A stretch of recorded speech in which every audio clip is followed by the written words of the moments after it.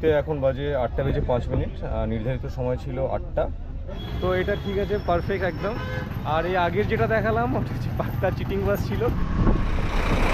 Good morning friends, very good morning from Esplanade. অনেক দিন পর আজকে আবার বেরিয়ে পড়েছি কলকাতা থেকে 4 ঘন্টার দূরত্বে সমুদ্র সৈকত মন্দারমণি। তো এখন এই বর্ষার সময় মন্দারমণি যাওয়ার হচ্ছে সবথেকে আইডিয়াল টাইম, বিকজ আকাশ এবং পরিবেশ দুটোই কিন্তু আমাদের সঙ্গেই থাকবে, খুব ভালো লাগবে ঘুরতে। আর তার সঙ্গে সঙ্গে যদি প্রথম যাত্রাটাই খুব ভালো হয় তাহলে আর কোনো কথাই নেই। যাওয়ার জন্য কিন্তু অনেকগুলো রাস্তা আছে, অনেকগুলো পথ আছে। তার মধ্যে একটা হচ্ছে বাস রুট, সেকেন্ড হচ্ছে ট্রেন রুট।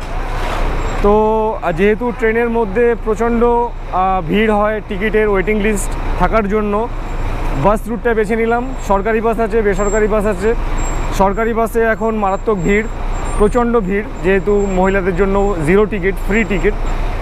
তাই সরকারি বাসটাকে অ্যাভয়েড করে বেসরকারি বাসের এসি বাসে, ভলভো বাসে আজকে যাচ্ছি কিন্তু মন্দারমণি কলকাতা থেকে। এখন দাঁড়িয়ে আছি কলকাতা এসপ্ল্যানেডের কাউন্টার নাম্বার 55, যেখান থেকে শ্যামলী, গ্রিন লাইন এবং বিভিন্ন ভলভো বাস ছাড়ে।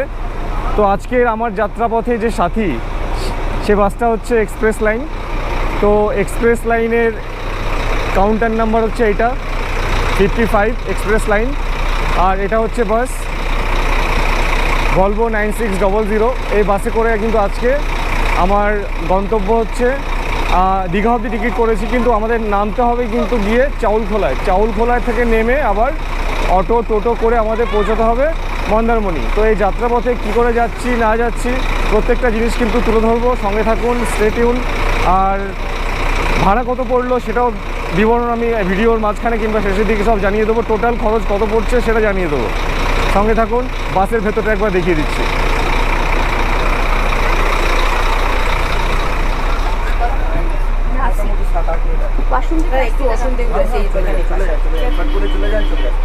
তো এটা হচ্ছে বাসের ইন্টেরিয়র।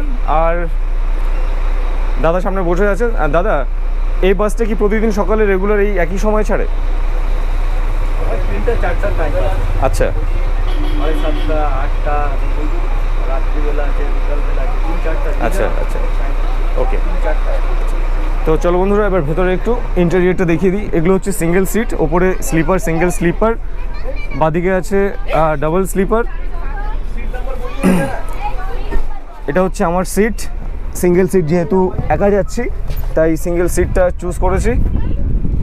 আর ফ্যাসিলিটিসের মধ্যে তো সব কিছু তোমরা জানো। এখানে আছে এসি ভেন্ট, রিডার লাইট, যারা বই পড়তে ভালোবাসে তাদের জন্য এটা সুবিধা হবে। এখানে চার্জিং পয়েন্ট, ইউএসবি প্লাস, সঙ্গে সঙ্গে কিন্তু পোর্ট জ্যাক, দুটোই তোমরা ইউজ করতে পারবে। তো চলো এবার বাকিটা যাত্রাপথে যেতে যেতে কথা হবে তোমাদের সাথে। স্টে টিউন, সঙ্গে থেকে। কিন্তু অনেক দিন পর ব্লগটা করছি আবার নতুন করে।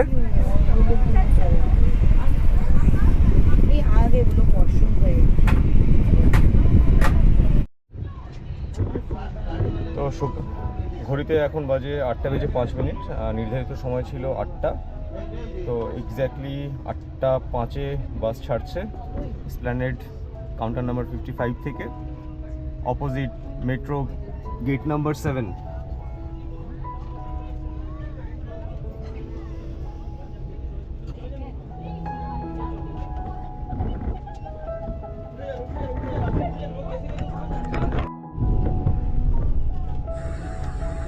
তো এসপ্ল্যানেড থেকে বেরিয়ে পার করছি ময়দান, আমাদের বিখ্যাত ময়দান, যেখানে অনেক বাচ্চারা প্রশিক্ষিত হয় এবং পুরো ভারতবর্ষের নাম উজ্জ্বল করে ফুটবল, ক্রিকেট সব দিক থেকে। সো ওকে ময়দান, সি ইউ অ্যাগেন।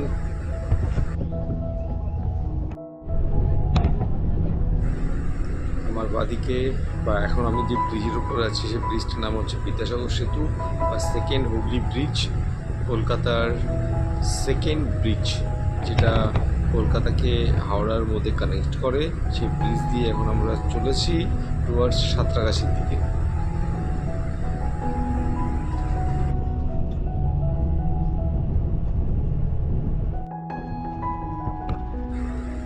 সাঁতরাগাছি থেকে পার করে আসার পর 8:13 অবধি পৌঁছে গেছিলাম সাঁতরাগাছি। তারপরেই হয়ে গেল একটা ম্যাসাকার। সেটা হচ্ছে যে এক্সপ্রেস লাইন বাস, প্রিমিয়াম বাস সার্ভিসের থেকে এটা আশা করা ছিল না। এখন ঘুরতে বাজে 9:45, প্রায় আধ ঘন্টা থেকে 360 লিটার তেল গাড়িতে ফিউল আপ করছে। এটা কিন্তু যাত্রী ভোগান্তি।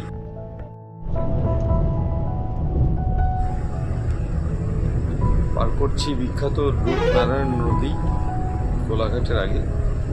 এরপরে হচ্ছে কোলাঘাট।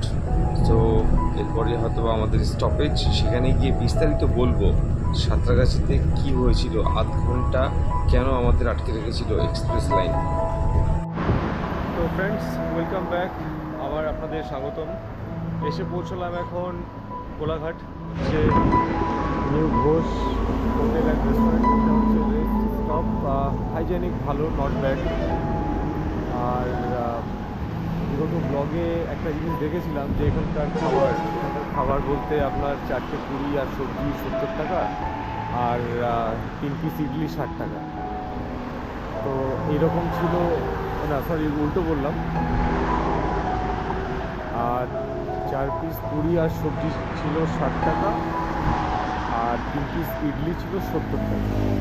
তো যাই হোক, জানি না কীরকম কী অবস্থা, এখন দেখবো ভেতরে কী আছে না আছে। সেরকম যদি হয় খাবো, যেহেতু সকালবেলা ব্রেকফাস্ট করেই বেরিয়েছিলাম। আর এখানে সেরকম কিছু খাওয়ার নেই। এই হচ্ছে বাস এক্সপ্রেস লাইন। আজকে একটা মজার ঘটনা ঘটলো, সেটা হচ্ছে এই বাসটা ছেড়েছে 8টার সময় স্প্ল্যানেড থেকে। আমি আপনাদের দেখিয়েছি 8:05-এ ছেড়েছে, ওখানে 5 মিনিট লেট। তারপর সাঁতরাগাছি আসার আগেই একটা পেট্রোল পাম্পে ঢুকলো এবং দীর্ঘ প্রায় 28 মিনিট গাড়িটা পেট্রোল পাম্পে পেট্রোল ভরলো 360 লিটারের ওপর। তো আমার মনে হয় যে প্যাসেঞ্জারকে এই শর্ট ট্রিপে বসিয়ে না রেখে যদি খালি সময় বা অফ টাইমে গাড়িটাকে দাঁড় না করিয়ে রেখে তেলটা ভরে নিত আগে থেকে, তাহলে হয়তো বা আধ ঘন্টার সময় নষ্ট হতো না। আর পৌঁছানোর সময়টা দেখব কখন পৌঁছায়, কতক্ষণ লেট করে আজকে সেটাও তুলে ধরবো। যেহেতু একটা প্রিমিয়াম বাস এক্সপ্রেস লাইন 9600 ভলভো, তো এই ধরনের সার্ভিস আশা করা যায় না, আনএক্সপেক্টেড। সো চলুন, যাওয়ার পর আরও অনেক কিছু দেখানো বাকি আছে, সেগুলো দেখাবো। এখন তো জাস্ট যাত্রা শুরু করেছি। স্টেডিয়াম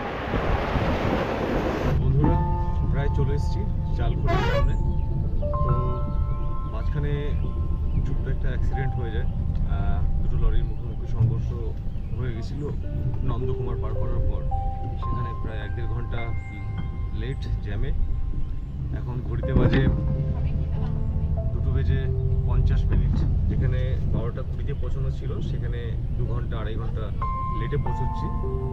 সো কিছু করার নেই, যেহেতু অ্যাক্সিডেন্ট তো আর কাউকে বলে হয় না। তো এখন 2 মিনিটের মধ্যেই নামবো চালখোলা থেকে মন্দারমণি সমুদ্র সৈকত। কীভাবে যাচ্ছি সেটাও দেখাবো।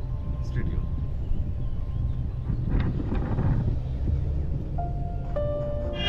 তো বন্ধুরা, ওয়েলকাম টু চাউলখোলা। জাস্ট বাস থেকে এখন নেমে গেলাম, আর এখান থেকে এবার টোটো অটো অনেক কিছুই আছে, ওগুলো করে সামনে হচ্ছে অটো স্ট্যান্ড। ওখান থেকে এই টোটো করে পৌঁছাবো এখন মন্দারমণি সি বিচ। তো চলুন যেতে যেতে দেখাই অটোর ভাড়া কত করে দিচ্ছে প্রতিজন।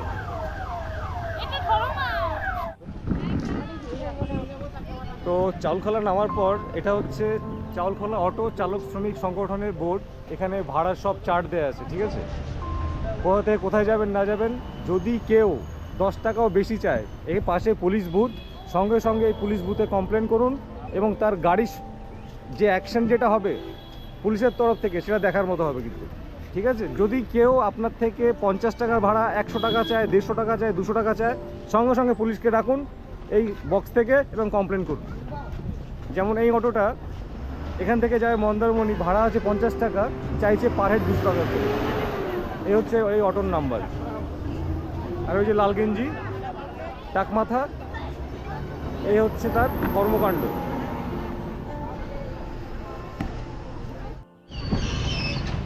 তো বন্ধুরা ফাইনালি 50 টাকা করে পেয়ে গেছি। এই দেখুন, এই অটোটা কিন্তু 50 টাকা অ্যাজ পার রেট যেটা আছে সেই হিসাবে কিন্তু যাচ্ছে। তো এটা ঠিক আছে, পারফেক্ট একদম। আর এই আগের যেটা দেখালাম ওটা হচ্ছে পাক্কা চিটিং বাস ছিল, একটু সাবধান, একটু ওয়েট করে যাবেন, প্যানিক হয়ে লাভ নেই। অটো প্রচুর আছে, অটো আসবে যাবে 30 থেকে 50 টাকা ভাড়া হয় প্রতিজন, জন প্রতি। ডাইরেক্ট রিসর্টে যাচ্ছি, মেঘা বিচ রিসর্টে।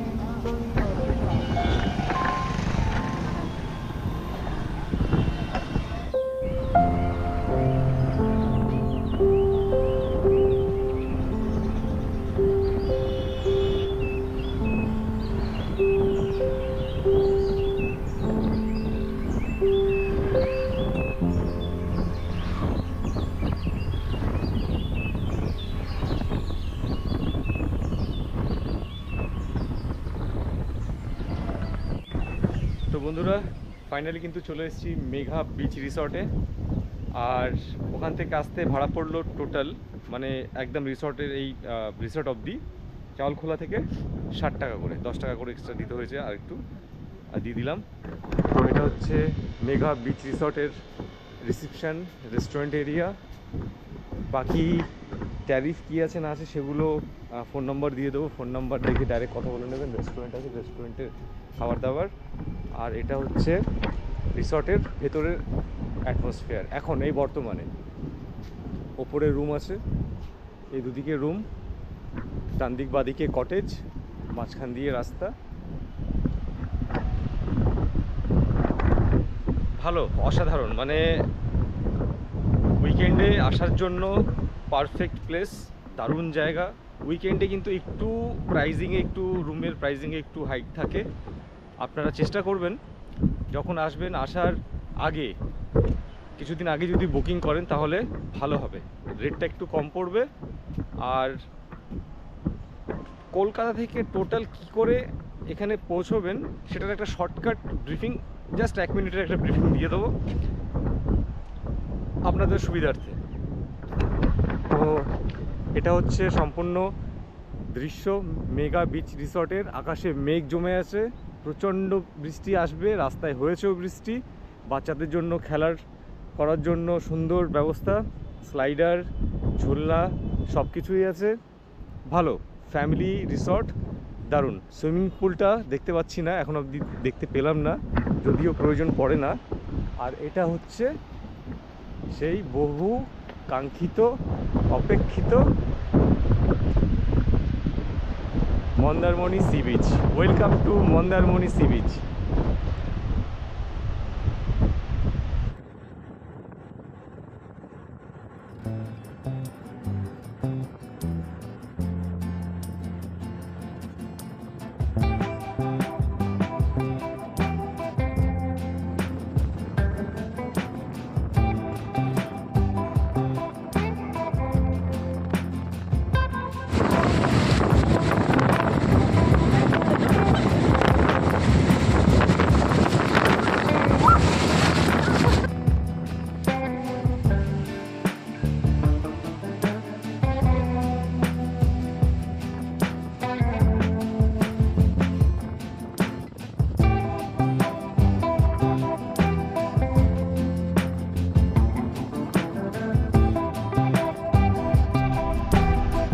সুন্দরভাবে বসে আপনারা আপনাদের কোয়ালিটি টাইম স্পেন্ড করতে পারেন, সে ব্যবস্থা করে রেখেছে।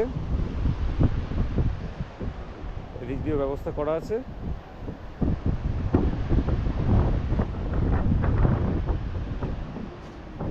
কেমন লাগছে এই এপিসোডটা একটু কাইন্ডলি সবাই কমেন্ট করে জানাবেন, ভালো লাগবে। অ্যাকচুয়ালি আমিও কিছুটা অনুপ্রেরণা পাই।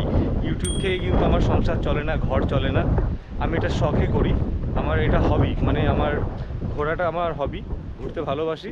আর যেখানে যেখানে ঘুরতে যাই সেই জিনিসগুলো কিন্তু আমি আপনাদের সঙ্গে শেয়ার করি। সো আপনাদের সাপোর্ট আমাকে এগিয়ে নিয়ে যাবে মানসিকভাবে। চলুন এবার বাকি বিস্তারিতগুলো বসে আপনাদের জানাচ্ছি।